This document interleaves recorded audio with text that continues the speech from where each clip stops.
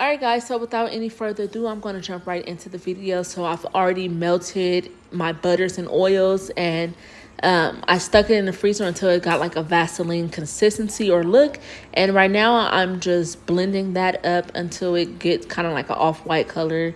And once it do, I like to stick it in the freezer again for about 10 more minutes and then take it out, whip it up. And I do this for about an hour. So yeah, I do this for about an hour.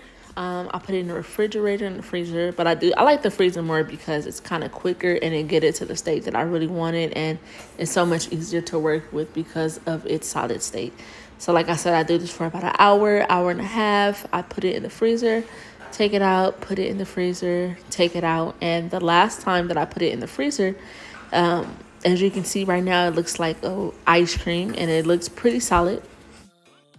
I know it's ready when it has like an ice cream texture and when the whisk are struggling to go through. So I take that opportunity and I start whipping until I can't whip no more. So once I get that perfect consistency, or I feel like that it's ready to be piped, I stop whipping. And as you can see right here, when I lift the whisk up, it doesn't fall off or anything. So yeah, that's how I get my perfect consistency.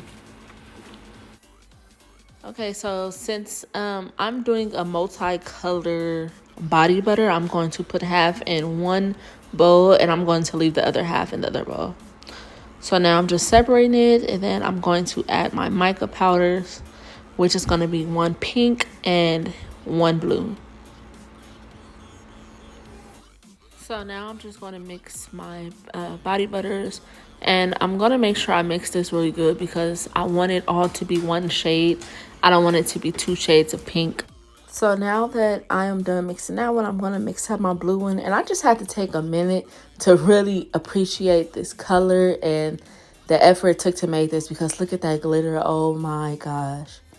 Anyways, I'm going to mix this up, and after I'm done mixing, I'm not going to show this part on camera, but I'm going to be adding my body butter into my piping bags. And it takes some time because if you don't put it in a wax paper or saran wrap, it takes a long time to pretty much get it in the piping bag. And if you want it to have like a 50-50 mixture, you have to go from one color to the next. So now I'm taking my clean and sterilized 4-ounce and 8-ounce body butter containers, and I'm just going to start piping that up. And I just had to do a test to see how this one looked, because this is my first time using that exact tube, and it came out so pretty. I am so happy. Make sure you guys tap, because customers do be complaining about that. They haven't complained to me, but you want to make sure you're able to get as much product inside the containers as you can, because you don't want to put that it's a 4-ounce container and you don't get 4 ounces of product in it. And I make sure I get that amount of product in it because I want the customers to get all that they pay for. So now I've moved over to my labels, and I make my labels on Canva. If you know how to use Canva, then you know that this is the perfect place to make your labels or any type of graphics. And I'm just downloading on my laptop, and then I'm going to go over here to, I think it's called labels.com. Go over here and I make my labels, and it is so easy to do. All you do is go to your downloads, add that to the paper, and then I like to rotate mine. That way I can fit more on the paper. And for the sake of the video, I'm only making 6. I'm only making 6 because that's all I need. So after I'm done placing my labels how I want them, I go to print now. And you can pay to have your watermark removed. And I suggest that because that saves you more money and you won't be wasting paper.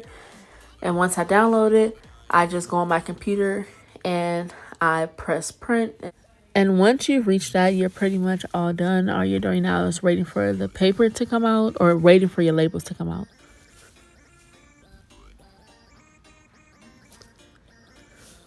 So if you guys want me to do like a more detailed video on how I make my labels, the printer I have, pretty much everything, the label paper that I use, let me know, comment below, and I will definitely do that for you guys. So now I'm just using my paper cutter to make sure all my labels are straight, make sure I don't have any crooked lines, and just make sure everything is perfect.